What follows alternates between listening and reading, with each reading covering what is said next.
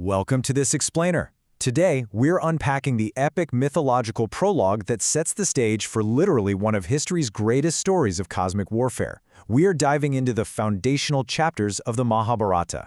Now, this isn't just some dusty story about ancient kings. No, it's a profound look at a world oscillating between absolute utopian perfection and terrifying apocalyptic ruin. It is, quite frankly, a masterclass in how mythology frames the delicate balance of the entire universe. So let's kick things off with a pretty provocative question. What happens when a perfect world is invaded by fallen gods? Think about it. Imagine a reality where everything functions exactly as it should, only to be systematically dismantled by forces of pure insolence and pride. How does the universe course correct when the actual physical foundation of the planet starts buckling under the sheer weight of evil? Well, let's find out. But to understand this coming war, we first need to look at how the Earth was repopulated with a virtuous baseline of leaders. Part 1. Rebirth of the Kings, Restoring the Balance. According to the source text, the warrior class, the Kshatriyas, had been entirely wiped from the Earth, not once but 21 times by the ascetic warrior Parasurama. So with the rulers completely gone, the Earth desperately needed new leadership. But it couldn't just be anyone, right? The Kshatriya women, who wanted offspring that would truly thrive in virtue, approached the Brahmanas, the priestly ascetic class. And the text makes a very specific point here. These unions were governed by strict, rigid vows. They were never driven by lust or out of season. From this deeply disciplined foundation, a completely new, long-lived generation of righteous kings was born to govern a renewed world. And this new, righteous leadership ushered in an era of absolute perfection and harmony. Part 2. The Golden Age, the Krita Age. What's truly fascinating about this utopia is just how practical it was. The text doesn't just vague post and say things were good. It gives us these brilliant, everyday examples of societal perfection. Just look at these features. No one died prematurely. Health and longevity were the absolute norm. Agricultural workers, the Vaishyas, never milked their cows until the calves had their full share first. Animals were treated with deep respect. Merchants used perfectly fair scales so no one was ever cheated, and the Brahmanas never sold the sacred texts of the Vedas for money. Every single person performed their duties with their eyes set firmly on virtue. It was, quite literally, a perfectly synchronized society. And we see the ultimate divine approval of this era perfectly represented by the number 1000. That number points to Indra, the sovereign god of the heavens, who is described in our source text as possessing 1,000 eyes. Beholding this incredibly virtuous society, the thousand-eyed god was so thrilled that he poured down perfect, vivifying rain exactly at the proper times and places. The earth was completely free from sorrow and disease. Trees bore fruit and flowers exactly on schedule. It was this flawless ecosystem of divine and mortal cooperation. But of course, this absolute perfection couldn't last forever. A cosmic threat was looming right on the horizon. Part 3, the Asher invasion, the fall of utopia. So the crucial takeaway is the stark contrast we see here. On one side, we have the earthly utopia built by the righteous Kshatriyas, who were guided by virtue and protected the earth. But on the other side, we see the true inciting incident of our epic. The Asuras, also known as the Daityas, had been repeatedly defeated in celestial wars by the gods in heaven.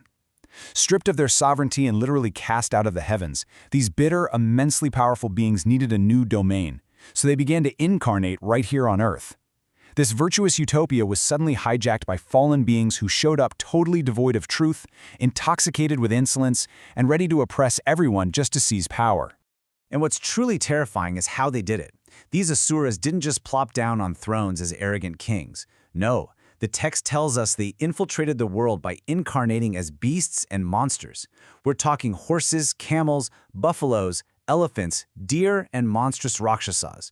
They covered the earth in various shapes, overwhelming the planet in bands of hundreds and thousands. They were everywhere, a literal omnipresent occupying force just masquerading as the natural world. The text gives us this chilling description, calling them devoid of truth and virtue, proud of their strength, and intoxicated with insolence. They brutally oppressed everyone, Brahmanas, Kshatriyas, Vaisyas, Sudras, all creatures. They terrified the populace, killed without a second thought, and even marched right into the sacred hermitages to insult the great rishis. That beautiful, perfectly balanced Krita age, it was completely shattered by their arrival. Under this immense, crushing weight of evil, The physical planet herself reached an absolute breaking point. Part 4. Earth's Desperate Plea. Personified as a living, breathing character, the burdened and terrified Earth realized her physical structure was literally buckling.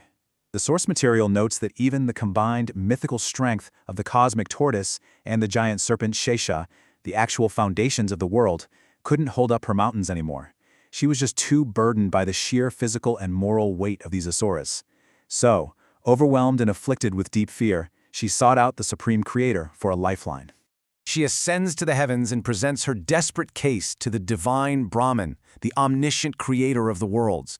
When she gets there, he's surrounded by this magnificent court of gods, rishis, and delighted Gandharvas. But here's the really fascinating detail. Being the supreme omniscient creator, Brahman was already fully aware of the horrific chaos unfolding below. He knew exactly what was in the minds of the gods, the Asuras, and the earth before she even opened her mouth to speak. And this brilliantly illustrates the master plan he unfurls in response. Brahman turns to the celestial host and issues this direct, monumental command. To ease the earth of her burden, go ye and have your births in her according to your respective parts, and seek ye strife. He doesn't just tell them to magically fix things from afar.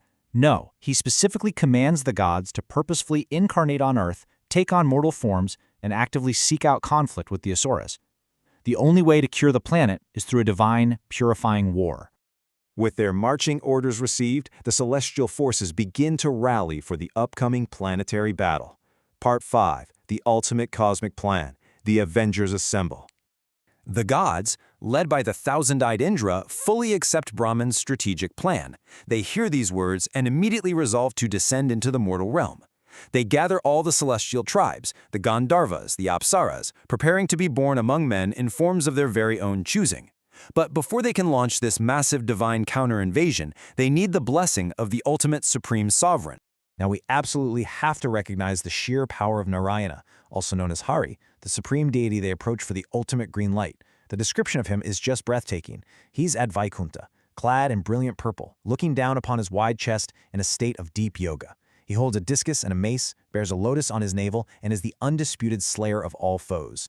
He is the sovereign of all gods, the mover of everyone's faculties. It's to him that Indra makes the final, desperate request, join us in this war. When Indra begs the supreme sovereign to incarnate alongside them to save the earth, Hari delivers this chilling, decisive two-word response: let it be. Just let it be. With those words, the omnipotent Narayana agrees to enter the fray. This grief-powerful decree officially kicks off the apocalyptic war, setting into motion the descent of the greatest divine powers directly into the human world. So, the board is set. Who will survive the impending cosmic war? We are left with this thrilling final thought to ponder as the mortal world becomes the literal chessboard for the ultimate battle between the heavens and the fallen. We've seen how absolute utopian perfection was systematically dismantled by an invasive force of cosmic evil. We've seen the Earth herself pushed to the brink of structural collapse, begging for divine intervention, and we've witnessed the supreme creators of the universe mobilize an elite task force of celestial beings commanded to be born as mortals solely to seek out strife and reclaim the planet.